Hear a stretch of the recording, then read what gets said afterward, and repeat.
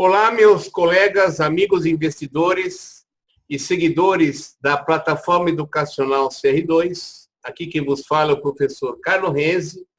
Hoje nós convidamos para uma conversa na plataforma Ao Pé do Ouvido o Max Scardua, o nosso também moderador na plataforma educacional, na Sala 1 do Facebook. Ele esteve ausente por um período de tempo, justamente por motivos profissionais, e agora retornou aos estudos do mercado financeiro. O Max Scardua, ele é um profissional da área de logística da Petrobras, engenheiro civil de formação, MBA em gestão de empreendimentos. E um estudioso do mercado financeiro e também um investidor há muito tempo. Ele está aqui conosco, gostaria de tecer alguns comentários e prestem bastante atenção, gente. Os dados que serão mostrados para vocês serão de elevada relevância, que não é comum nós observarmos isso nas nossas mídias sociais nacionais. Ok? Muito bem-vindo, Max. Tudo bem? Tudo bem, boa noite. É um prazer aqui estar participando aí desse bate-papo aí com o pessoal, né? Trazer aí informação relevante aí para ajudar os nossos amigos a aumentar sua chance aí contra a banca, né? No mercado financeiro. Mas me diga uma coisa, qual o motivo de você estar aqui conosco? O que te fez chegar ao ponto de a gente marcar um bate-papo como esse? Pois é, Carlos, né? Desde que meados do ano passado, que eu precisei me ausentar lá do grupo, né? Para poder me dedicar aí à atividade profissional, né? Um trabalho que está consumindo bastante. Mas mesmo assim eu venho acompanhando, né? Via e-mail, né? Todas as atualizações, né? Lá no YouTube, né? E um dos últimos foi aquele vídeo, né? Que você fala do Zé Comprinha, né? Ah, sim. Aquele me chamou bastante atenção, fui até interessado em ver o que se tratava, né? Quando eu vi o assunto, falei, eu acho que é uma boa voltar lá no Facebook, né? E começar a voltar a postar, né? Algumas informações, né? Até que corroborem, né, o que ele está falando. Exato. Né? O pessoal vê que, apesar da gente, aparentemente aqui, o pessoal se preocupa aqui com as nossas mazelas do mercado aqui da Bovespa, né? Tem coisas muito grandes acontecendo aí ao redor do globo, né? Que não passam pela nossa mídia, porque não é relevante. Só quando explode alguma coisa, né? Porque ela é muito alarmista. Ela não é preparatória, infelizmente, aqui. A nossa mídia é alarmista, plenamente alarmista. Pois é, assim, uma coisa que eu gosto, né, do mercado americano é que tem muito material de qualidade, né, blogs, né, que a gente pode acompanhar. Você entra lá como recebe newsletter, né, que trazem algumas reportagens interessantes, né, com vistas diferentes do que você está acostumado aí na mídia mainstream, né, e com dados, né, às vezes dados do próprio Fed, né, do governo americano, do governo do globo, né. E aí você tem acesso a informações que normalmente você não teria, né? Exato. E aí estou fazendo aqui, né? Trazendo algumas informações que eu tenho acompanhado e visto, né? Ultimamente, que eu acho que vale a pena passar aí para a turma. Tá bom, esteja à vontade.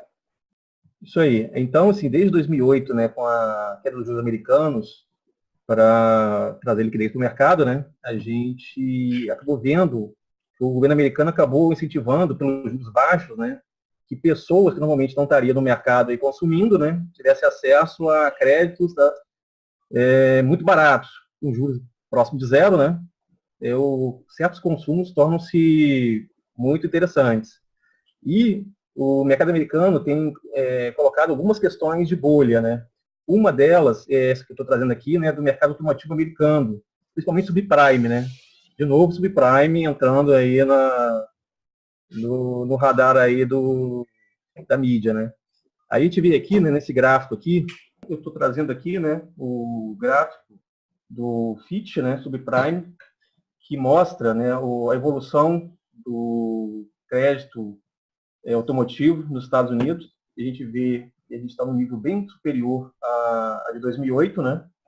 E inadimplência subindo vistosamente. Ou seja, subprime são aqueles créditos duvidosos. Isso. Conceder crédito duvidoso. Agora, você está mostrando no setor automobilístico. Isso. Tá. O que aconteceu em 2007, 2008 era no mercado imobiliário, agora é subprime automobilístico. Um deles, né? Trazer um deles, tem outros, né? Tem outros. E algumas empresas ali que estão listadas aqui embaixo, né?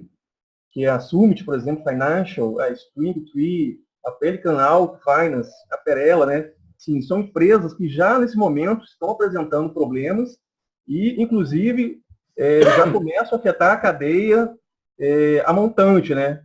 Tem bancos tipo Morgan Stanley sendo impactado, JP Morgan, Goldman Sachs.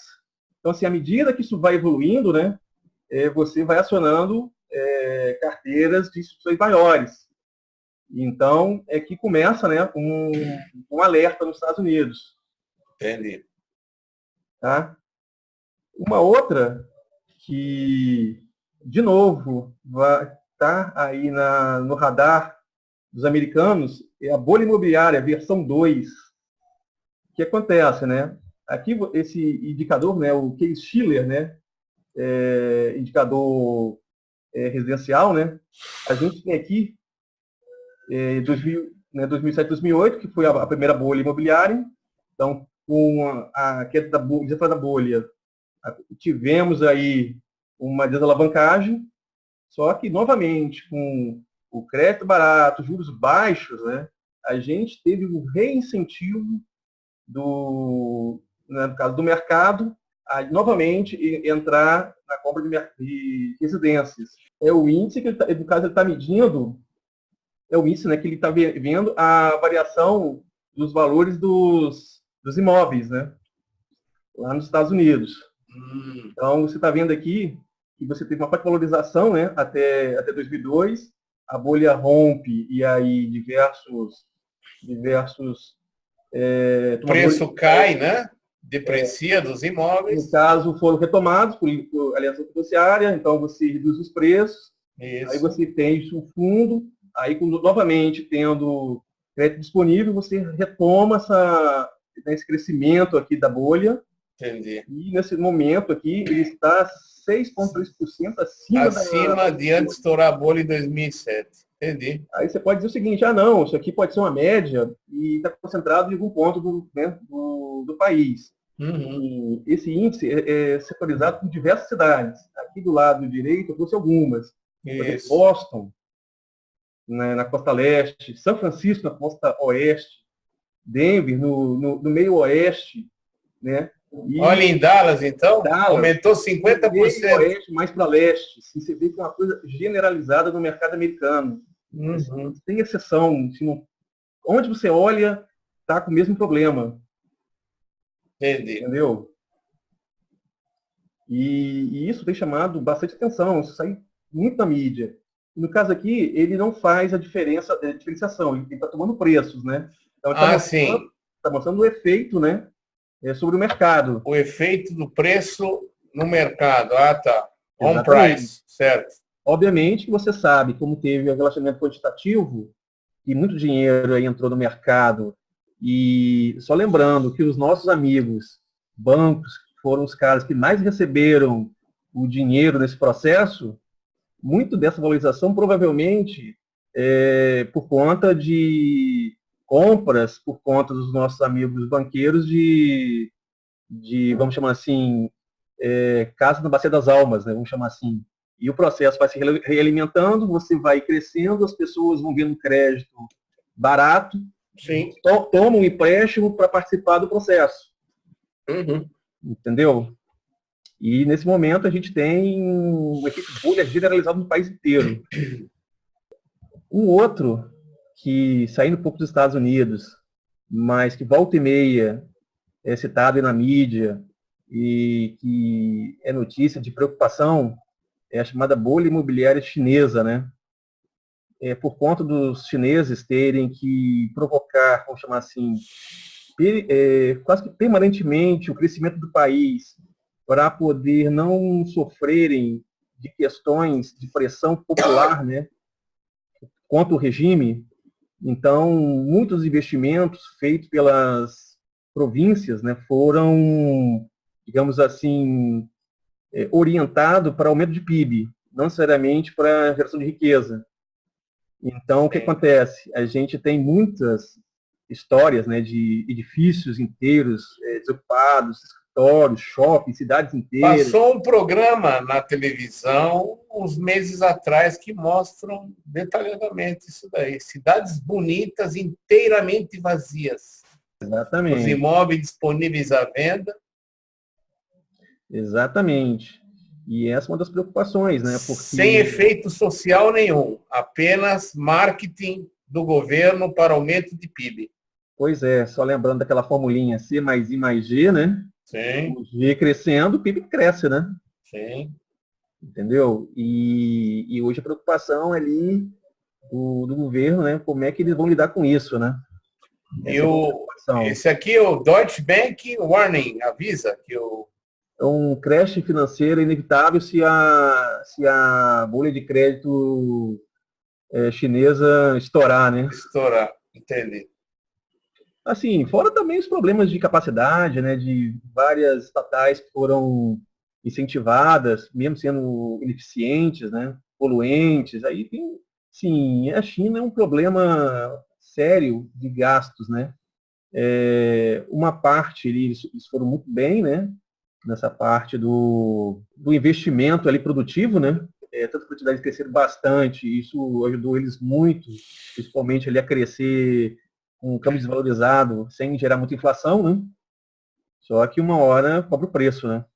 E essa é a principal preocupação hoje. Nós temos perspectiva, eu vi ontem na Globo News, perspectiva de crescimento da China para esse ano é de 7%. Pois é, mas tem que abrir esse negócio para saber de onde está vindo, né? Porque você acha que está crescendo, porque está ali a formação bruta de capital fixo está crescendo bastante, né? Quando você vai ver, é gasto do governo, né? Sim. E é só tomando dívida. É o que sustenta o marketing da subsistência política deles. Exatamente. Então, esse é um ponto de atenção, China sempre né? E ela desacelerar aí é problemático para os mercados, o nosso principalmente, que é muito relacionado. E a Europa, como é que está? Olha, a Europa, né, está lá o Banco Central Europeu brigando para reativar a economia europeia. Eles têm tido melhoras nos números deles, só que eles vivem às voltas com aqueles bancos problemáticos, né? Exato, abafaram um pouquinho. Sim. As informações sobre aqueles bancos italianos, bancos espanhóis. A última vez que eu acompanhei assim, com um pouco mais de atenção foi aquela... Até o banco alemão estava envolvido aí no meio? O Deutsche, esse próprio Deutsche Bank. Esse Deutsche Bank, né? Abafaram. Acho que eles tiveram uma reunião nos Estados Unidos, você lembra? Acho que negociaram um grande aporte. Depois desta notícia, nunca mais ouvi falar mais nada. A última coisa que eu lembro, que meados do ano passado, teve uma intervenção do governo italiano, né? Nos bancos deles lá. Injetou uma grana lá. Depois disso, ficou abafado, né? Uhum. Hoje, se não me engano, hoje ou ontem, eu estava lendo uma notícia que o Banco Central Europeu fez teste de estresse aí em situação de crash financeiro. Então, eles fizeram teste aí com diversos bancos aí da Europa para ver a capacidade de resistência, né, nesses testes. E o argumento deles é que é o seguinte, que isso aí foi só rotina, né? Assim, não sei se tem a ver com isso que você está falando, mas a gente fica com a pulga atrás da orelha, né? Entendi. E também teve os bancos espanhóis também andaram tendo problema aí de liquidez, alguns aí, teve um que foi, não lembro o nome agora, que foi comprado lá pelo Santander a €1 e assumiu lá a dívida desse banco, né, com a bênção do Banco Central Europeu, né? Então, assim, na Europa, assim, os caras estão alavancados, estão muito parecidos com os Estados Unidos, mas eles têm mais dificuldade, né? A economia deles é muito mais amarrada que a americana. Muito mais amarrada, exato. Então, eles têm dificuldade, né, de retomar, né? Aí, outro também, que é problema aí nos Estados Unidos, que volta e meia, volta aí na mídia, é a bolha do ensino superior, crédito estudantil, né? Que da cultura americana, né, enviar o filho para a universidade, né? Então, sempre os americanos pouparam, né, para enviar seus filhos, né, para a universidade. Então, a parte do crédito estudantil nunca foi muito grande, né, com relação ao montante da população, né. Só que a gente viu uma explosão desse crédito, primeiro pelo empobrecimento americano, né. Estava lendo que essa vai ser a primeira geração de americanos cuja a geração vai ser mais pobre que a anterior, né. Já se forma com uma dívida de 500 mil reais. Exatamente. Exatamente. Me diz uma coisa, nos Estados Unidos, lá tem faculdades, universidades federais ou são todas particulares? Existem públicas e estaduais. Tem estaduais, né? Tem Mas não estaduais. federais. Ah, tá. Tem estaduais. Assim, Mas as boas são todas privadas. assim, top de linha são assim, aquelas que as pessoas buscam para ter o seu lugar ao sol garantido, que o pessoal chama de Ivy League, né? São ali Harvard, Yale, Columbia, né? Aí naquela região ali do Nordeste americano. Aí você junta aí Berkeley, né? Lá, da Califórnia, você junta Stanford, né? Então, assim, essas são as principais, que o pessoal mira, né? E aí tem aquelas de segunda linha, né? E aí vai descendo no ranking, aí nessas também são mais baratas, né? Entendi. E tem aquelas públicas, assim, eu não sei como é que funciona essa parte do custeio dessas públicas, tá? Mas eu sei que tem universidades públicas, sim, nos Estados Unidos. E o que acontece? Com esse crédito barato, né, inclusive no sentido das próprias universidades, houve um boom, né, de matrículas, né, no setor do ensino superior americano, né? E nisso as pessoas se endividaram bastante, né, com juros de 0,5%, 0,1% ali no Fed. Uhum. E agora estão se formando, a economia está começando a se recuperar lá nos Estados Unidos, mas nada assim que seja salte aos olhos, né? E o pessoal está tendo dificuldade de colocação, né? Então essa dívida começa a pesar no ombro do formando, né? E aí eu trouxe aqui o exemplo, né, isso na mídia, né? Você pode ver aqui que normalmente é PBC que comenta, é o país, né? Só vê assim, em jornais de fora. Aqui no caso eu puxei a sucursal brasileira, né? Mas é tradução de notícias de fora, né? São preocupações aí que você, se pensar que o cara já está endividado, é menos um para consumir, né? Exato. Então aí dificulta a retomada da própria economia do país. Esse aqui que é o mais visível, né? Assim, para todo mundo, né? Que é o mercado acionário. Eu trouxe a métrica aqui do S&P 500, mas se você usar qualquer outro indicador, o Dow Jones, o Wilshire, né? Todos eles estão com essa mesma característica. Aqui do lado esquerdo, né? Eu trouxe aqui o gráfico, né? O S&P 500 desde 1871. Aí eu tracei aqui uma regressão exponencial, né? E coloquei percentil 90, que é a linha superior, e percentil 10. Só para ver assim, a faixa de variação dos preços. Você vê que hoje a gente está, inclusive, superior ao topo histórico. Isso aqui é corrigido pelo CPI, que é a inflação. Então, isso aqui é real, né? Que é o topo histórico, que é a Bolha.com. Então, e apesar que ele fez um pivô, mas ele, assim, até então só para alto e avante, né?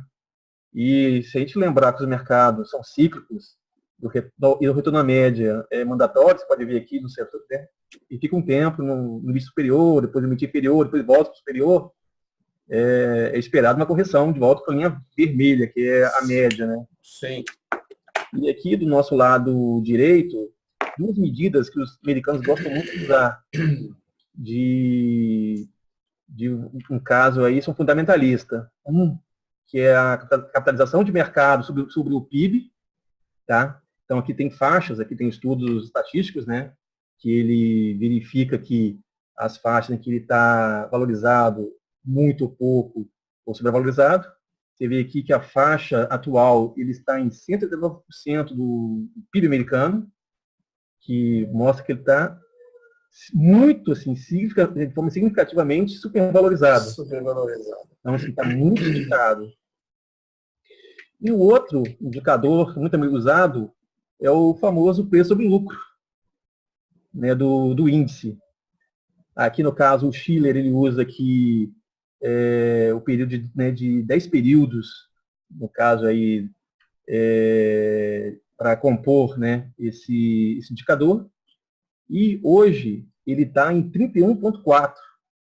Quando eu peguei isso aqui, estava em 31. Hoje já está um pouco mais alto, né? Mas você vê que ele sua média histórica é de 17, né? Então, assim, ele está muito acima da sua média histórica. Bastante puxado, né?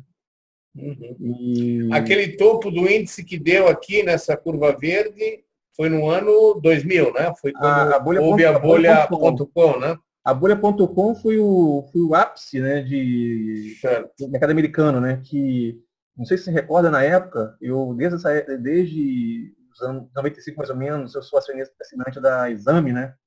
E só falava de nova economia. Era .com para cá, .com para lá. O mundo ia ser diferente. A lógica econômica tinha sido revogada. Assim, empresas que não davam lucro né, iriam dominar o mundo. Entendeu? E aí foi uma valorização estúpida, né? E a gente está voltando, não para os níveis, né, desse indicador, né, desta bolha, mas bastante alto, né? Você vê aqui, ó, que está similar à crise de 29, né? Sim.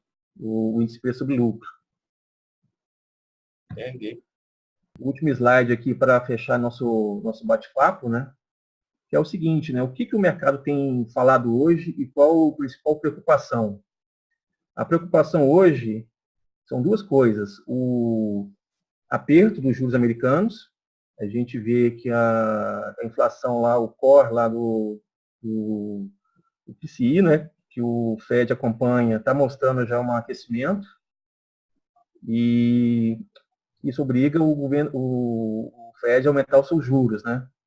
E um outro problema é que ele, em caso de aumentar juros, em algum momento ele vai ter um contraciclo, né, de fazer o novo afrouxamento. Sim. Então, o que acontece? Ele não pode estar com esse balanço, né, aqui, por exemplo, do lado esquerdo, que ele está 16 vezes maior lá dos anos 90, né? Por conta da a liquidez do mercado, é isso? Exatamente. É o quanto que ele comprou de ativos, né? Tanto ativos bons como ativos podres na crise de 2008, para poder garantir a solvência do mercado, né? A liquidez e a economia não parasse, né? De súbito, né? Provocasse uma depressão, como de 29, né? E aqui do lado direito você vê que as previsões são que, à medida que ele sube os juros, ele precisa se alavancar, né? Para poder ter instrumentos, né, quando ele tiver que fazer uma política contracíclica novamente. E o que acontece? Na crise de 2008, muitas vezes ele comprou ativos pelo valor de face, né? Sim. Muito acima daquilo que ele valia de fato. E o que acontece? O mercado financeiro não é bobo, né? Se você comprou por 100 algo que vale 30, eu não pago mais, né? Eu quero pagar menos de 30 quando você me vender, né? Você me vende. De volta. E isso provavelmente deve pressionar o governo americano, que está deficitário, quase $1 trilhão por ano aí de déficit, né? Isso deve provocar o aumento aí dos juros nos títulos e possivelmente isso gera efeito cascata aí nos mercados financeiros, né? Repatriação de dinheiro aí pelos mercados mundiais, chamado retorno para casa, né? Dos americanos. E além de a gente ver o aumento do Fed Funds, né, de curto prazo, no caso aí vários pontos da curva americana poderiam estar sendo influenciados, né? E aqui, só para título de visualização, né, por que a preocupação do mercado com essa subida desses juros, né, e essa desalavancagem. A gente vê ali, ó, que, por exemplo, os anos 90, né, que a política de juros americana, ele serviu de combustível para a crise.com, o governo americano, o Fed, né, ele aumentou os juros e fechou armadilha, provocando o desinflar da bolha. Aí, na política contracíclica, ele baixou os juros, né? E essa política de juros baixos do Grissom, mais a ação do governo George Bush, né, o filho, de incentivar as moradias, né, o americano de atingir seus sonhos, né? Ele colocou combustível na bolha imobiliária subprime, né? Que aí, em algum momento, ali, em torno de 2005, 2004, por ali, né? Precisou de ser retomada por pressões inflacionárias, estava tudo bombando, né? A economia só subia, o ciclo das commodities estava uma maravilha do mundo, né? E o Fed foi obrigado a aumentar os juros. Esse aumento de juros começou a complicar a vida dos inadimplentes, que precisavam rolar suas dívidas, e isso novamente provocou a crise prime. De novo, teve o contraciclo, né? Só que desta vez a alavancagem estava muito pesada, porque além da dívida, tinha os derivativos, né? Os derivativos têm o poder de alavancar não só o mercado, né? Como também retirar um volume de dinheiro muito superior àquele que você tem de fato, né, circulando. Então, isso obrigou o Fed a jogar os juros praticamente em zero, e mesmo assim ele não conseguia ter os efeitos que ele queria, né? Era muito mais dinheiro do que ele poderia suportar, né? E além disso, como várias pessoas estando inadimplentes e sem dinheiro, endividadas, antes de voltar ao teu consumo, essas pessoas tinham que resgatar sua condição, né, de bom pagador para poder voltar ao mercado financeiro, né? Então, assim, só depois, né, dessa desalavancagem das pessoas, inclusive, é que as pessoas voltaram a consumir, né? E agora só agora começa a ter os sinais de crescimento da economia, né? E isso está obrigando aí o nosso amigo Fed a subir os juros. E pode observar que toda vez que eles vão aumentar é com muito temor, né? Assim, muito assim, vou, mas eu preciso ir mesmo, né? Ele passa a cabeça, né? Tem que ir mesmo. Porque ele sabe que o efeito disso, muito provavelmente, é desinflar esta bolha que a gente está vendo agora. Entendeu? Então, os mercados estão muito preocupados com essa questão, né? Tem mais algum slide que você vai mostrar ou é esse? Não, esse é o último. Então, descompartilha a tela. Então, o que acontece, né? Os mercados hoje estão muito preocupados com essa questão aí do Fed e qual o ponto em que o nível de juros vai provocar a mudança, né? Da renda variável para a renda fixa, né? E aí começa aquele negócio, né? Quem vai sair primeiro dessa história, né? Porque vira que ele mover de manada, as pessoas vão... Aí, estou falando pessoas, mas são instituições gigantescas, né? Começam a querer sair e fica aquele desespero para quem fica por último, né? Sim. Porque quem ficar por último vai ficar com prejuízo na mão. Caro Max, eu gostaria de complementar essa sua ilustre apresentação. Eu sou solidário da seguinte teoria. Eu acho que os problemas cíclicos que ocorrem no mundo a cada 7, 8 anos são oriundos de 3 letrinhas. DDA. DDA significa desregulamentação, o primeiro D, o segundo, derivativos financeiros, e a alavancagem. Comparando o mercado brasileiro com o mercado americano no sistema financeiro, nós somos rigidamente controlados. A CVM, Banco Central, as instituições financeiras, os investidores. Lá não. Lá o mercado financeiro dita as regras no Congresso. Cogitou-se a falar na regulamentação do sistema financeiro americano logo no início do governo Obama, era a plataforma dele.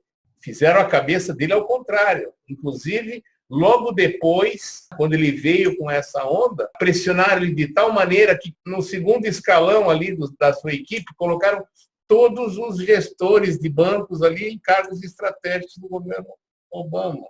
Tá? Pois é, né? O Quantitative Easing, que eu já fiz uma apresentação, já falei sobre isso, que é o que sustentou e está sustentando a economia mundial, que é a injeção de dinheiro dos bancos centrais, comprando esses títulos todos, eles estão abocanhando tudo para evitar, entre aspas, qualquer episódio danoso negativo, como aconteceu em 2008. Mas isso tem um limite. O que é ter um limite? Gente, é tudo questão de torneira financeira dos bancos centrais. A injeção de dinheiro, ela serve tanto como remédio, como causador do efeito negativo. Quando você flexibiliza demais a economia, injetando dinheiro em todos os segmentos, significa que você não será rígido o suficiente nas concessões de crédito, qualquer que seja o segmento. Setor imobiliário, setor de bens de consumo, setor automobilístico. As flexibilizações, por quê? Porque isso gera negócio. Isso é importante para o PIB. Qual é a consequência de tudo isso ao longo do tempo? A elevação superficial dos preços da economia como um todo. Preço de alimentos, preço de passagens, preços do metrô, preços administrados, preços privados, preços de universidade.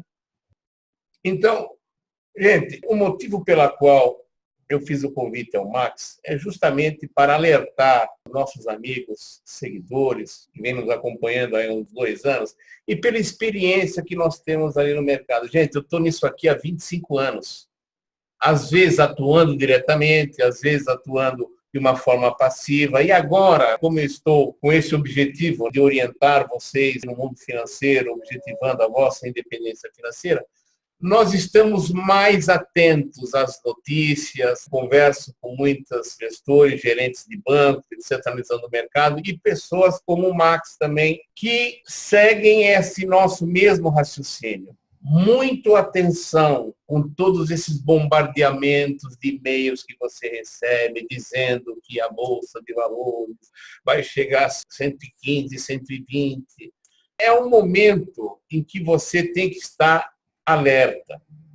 Eu, como sugestão, não sei se também o Max ele é conivente dessa mesma ideia, de você tomar a posição agora é desmontar estratégias de investimento em renda variável e não aumentar, não alavancar, tomar empréstimo, seguir gente, toma empréstimo, vende carro, vende fazendo, pensando que esse bull vai continuar.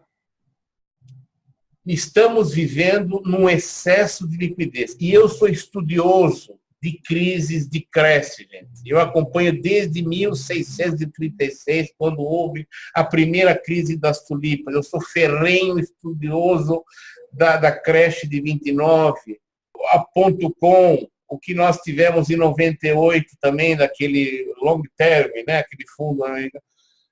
Sabe, gente? Então, é sempre excesso de liquidez, excesso de confiança, que uma hora estoura. É impossível prever um momento exato. Volto a insistir. O cara está andando fora da onda. É que chegou num momento em que já, um momento temporal, em que isso não está se suportando mais. Eu tenho certeza que muitas notícias negativas pelo mundo, principalmente do lado dos Estados Unidos, que é sempre lá que estão as coisas ruins, estão sendo abafadas pelo governo Trump, pela própria mídia corporativista americana, para não deixar um pânico no mundo. Porque vocês viram o alerta no mundo financeiro que aconteceu no dia 2 de abril, 2 e 5 de abril, o anúncio daquele novo chairman americano dizendo que como anda a economia atual, nós temos que provavelmente acelerar o aumento da taxa de juros. Que revertério deu no mundo financeiro? O Standard & Poor's, gente, o Standard & Poor's subia subia 15, 20 pontos ou caía por dia. Ele, num dia só, caiu quase 200 pontos. E se você acompanha o gráfico do Standard & Poor's agora, você vê que está num zigue-zague e tendendo para baixo. Anote esse número aí. Abaixo de 2.560 pontos, que é o suporte estratégico ali desse gráfico. Se for abaixo disso, gente, olha, o mercado inverterá forte. A minha expectativa é que a crise será maior do que nós tivemos em 2007. Não sou eu que estou falando isso. O meu primeiro professor que eu tive de análise técnica, eu posso até citar aqui, é o Fausto de Arruda Botelho, da Enfoque. Você também, Max? Sim, acompanho o Fausto. Acompanha o Fausto. Ele também é solidário a essa ideia. A gente é nítido isso aqui. Ele não faz somente análise gráfica, ele é também um estudioso das notícias a respeito do mercado americano. E, gente, não se sustenta mais. Infelizmente, a mídia nossa aqui não transmite estas informações. Também não é interesse para corretoras, para jornais. Então, a gente que é economista, a gente é cético em muitas coisas. E também nós temos as características de serem aqueles que prevêem o futuro. Não é prever o futuro. É porque existem indicativos, indícios que aconteceram no passado que estão sendo igualados atualmente. As mesmas coisas, até piores. Por isso que eu falo, gente, num futuro não tão distante, gente, isso vai acontecer. E se você tiver meios para se prevenir, melhor. O que é prevenção? Prevenção simples. Se você quiser continuar na bolsa, as ordens de stop. Tá? Pode ser um stop, eu não entendo de análise gráfica. Faz um stop estratégico numérico. Olha, gente, eu vou suportar perder no máximo isso. E você já lança a ordem aí até cancelar. Aconteça o que acontecer, você está protegido. Segunda posição. Vocês que entraram naquela euforia ali do metade do ano passado com bolsas, receberam informações de corretor e começaram a operar nesse momento, ou seja, vocês começaram a comprar no momento errado, quando os mercados estavam em alta. A mesma coisa eu cito com aqueles que pensam em entrar nos mercados de fundo imobiliário agora. Desculpe o pessoal aí da minha sala, mas essa é a minha opinião. Tá? Eu acho que também haverá uma correção, porque o valor de mercado dos principais, dos 134 fundos ali, acho que 90% deles está com valor de mercado entre de 12% a 20% do seu valor patrimonial. Mas tem o dividend yield, gente. Sabe o que é uma depreciação de 30% a 40% do valor da cota e você ficar pensando numericamente em dividend yield? Já pensou quanto tempo você vai precisar receber dividend yield para recuperar um tombo forte desse? É tudo questão numérica, é tudo questão de cálculo. Então, pensem, relevem bem nisso que eu estou falando. Vocês têm a minha planilha antiquebradeira. Os meus investimentos estão de tal maneira que a bolsa pode cair amanhã 50%, 70%, eu não vou quebrar nunca. Eu posso trincar, né? Um pouquinho ali. Entende? Agora, eu sei que tem pessoas que começaram a aumentar percentualmente o seu volume de investimento no mercado de renda variável acima do seu limite de absorção de risco. Se procurar ali no site, vocês veem a planilha CR2 antiquebradeira, que tem um limite de operações de risco indicadas, logicamente, que pela experiência nossa também tem muito a ver com a teoria de Markovitch, da carteira, aonde nós sugerimos uma distribuição estratégica do seu portfólio, evitando justamente esses crashes periódicos que acontecem sempre no mundo financeiro. E se você vê, de 2007, nós estamos em 2018, já fazem quanto tempo? 10 anos. 10 anos. E já é um pouquinho acima da média dos crashes cíclicos que existem no mercado financeiro. Gente, é questão de tempo. Sei lá, daqui a 2 meses, 6 meses, 1 ano, ou no máximo o ano que vem, no máximo. Então, gente, subir muito mais que isso, não vai. Aquela elasticidade que teve forte, o pessoal que comprou Petrobras a 4, O Max conversou que teve um amigo dele que teve essa sorte de comprar, não sei o que aconteceu, ele comprou Petrobras da 4. Não, só comentando, né? Já que você citou aí, ele trabalha em banco. Então, Trabalha em banco. assim, tem conhecimento. Ah, sim. E só, assim, foi o meu irmão que comentou, né? Esse amigo dele. E só comentando que é o seguinte, assim, ele fez com a empresa certa, porque se ele faz com a GX, do mesmo É, jeito, isso sempre acontece só. Mas, então, gente, então meditem bem a respeito, tá? Não vão pensar que o Carlos está andando contra a onda. Não, eu alerto vocês, eu sou investidor como todos vocês. Eu passei por todos esses sentimentos que vocês estão passando, eu até passo, mas eu estou mais vacinado com vocês, com ganância. Então é isso. Esse é o motivo que eu convidei o Max, é justamente para ele reforçar esta tese de que o momento é de atenção, luz amarela. Verifiquem o vosso portfólio, analisem bem, verifique se você não está muito exposto, qual é o teu grau de suporte de perdas que você terá, num viés, seja mais objetivo, estude uma possibilidade de viés, de uma realização forte na Bolsa, veja quanto isso impactaria na sua carteira, tá, gente? Então, eu reforço o nosso contato aqui, dizendo que este é o momento de você começar a estudar com operações de estratégia em bolsa de valores. O que significa isso? Utilizar os derivativos financeiros ao seu favor, ou seja, em curtos tiros e operações estratégicas, trava de alta, trava de baixa, operação de volatilidade ou compra seco. Bom, gente, vocês também expostos em bolsa de valores, mas ainda relutantes em não querer se desfazer da carteirinha formada, você acha que ela está com uma boa rentabilidade? Eu vou dar uma dica para você. Mantenha, mas a partir do momento que começar uma iminência do mercado inverter, faça a hedge da sua carteira. Preste atenção. Como é que eu faço? É só você vender uma quantidade de contratos futuros que é no mesmo volume financeiro que você tem total na sua carteira à vista. Ok? Então, se eventualmente houver um crash, o mercado cair, aquela perda que você vai ter no mercado à vista, você compensa com o ganho no mercado futuro. Uma praticamente compensa a outra. É uma formuletazinha. Quem tiver interessado é só entrar em contato comigo no e-mail que eu ensino vocês. Que envolve beta de ações. É uma fórmula estatística tranquila de ser calculada.